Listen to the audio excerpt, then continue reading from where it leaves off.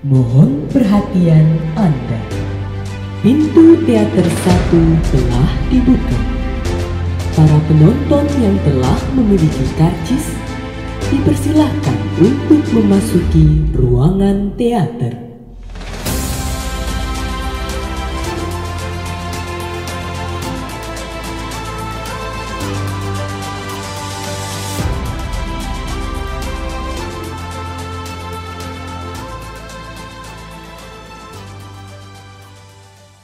Tak ada sesuatu di dunia ini yang disia-siakan Allah selama itu kebaikan.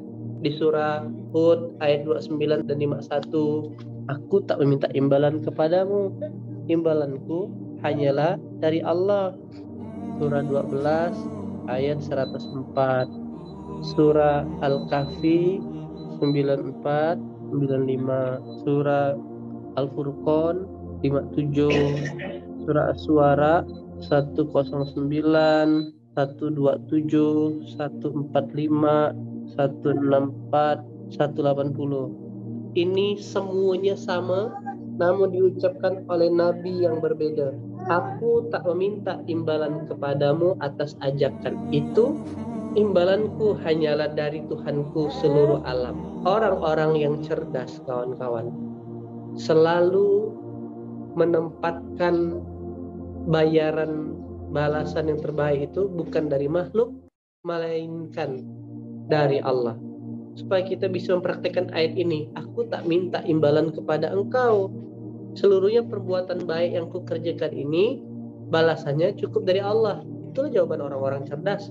Buat yang sedang tiba-tiba lagi nyaman, kondisi hidup lagi asik gitu ya, duit cukup, kerjaan tak ada masalah, tiba-tiba datang fitnah.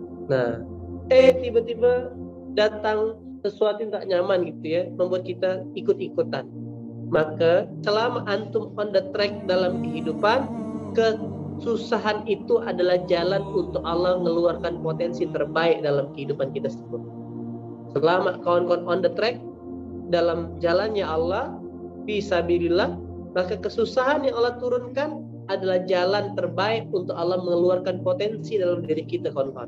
Kira-kira untuk bongkahan batu supaya dapat emas ya, itu dibiarkan batu itu saja atau dihancurkan, terus digali, terus dicuci, ya kan, baru keluar emas dan berliannya. Nah, gitulah dalam kehidupan teman-teman. Lagi asik-asik dan nyaman dah kerjaan, tiba-tiba dikasih beban, kerjakan ini. Itu bukan dalam rangka menambah beban hidup antum, itu dalam rangka Allah mau keluarkan potensi terbaik dalam kapasitas kawan-kawan. Selama kita di jalan fisabilillah, maka kesusahan yang dihadirkan dalam rangka mengeluarkan potensi baik dalam diri kita. Jadi tidak usah baper. Nah, apa yang membuat orang balik-balik baper, balik-balik dia pusing, balik-balik dia galau? Karena dia menggunakan akalnya sebagai kunci jawabannya. Tidak akan ketemu. Kalau ketemu mutar-mutar ya cara mensikapi peristiwa, maka gunakanlah Quran, eksplorasilah Quran, balik-balik apa kata Quran, tengok Qurannya lagi. Nah, dan macam mana Quran itu akan hidup kalau kitanya biasa saja dengan Quran. Ada kesempatan momen majelis tidak mencatat, ada kalaupun catat standar kayak gitu ya. Nah, maka mungkin hari ini ayat-ayat belum terasa, tapi percaya satu hari nanti antum, iya ini rupa maksudnya, ini rupa maksudnya, ini rupa maksudnya. Begitulah kawan-kawan semua yang dirahmati Allah. Kita belajar dari kisah bagaimana Nabi Yusuf Allah takdirkan muncul ke permukaan, ya kan, mengalami episode berpisah guncangan di keluarga, diperjualbelikan, mau diperkosa, difitnah, masuk penjara. Nah, itulah yang disebut hukum membayar harga.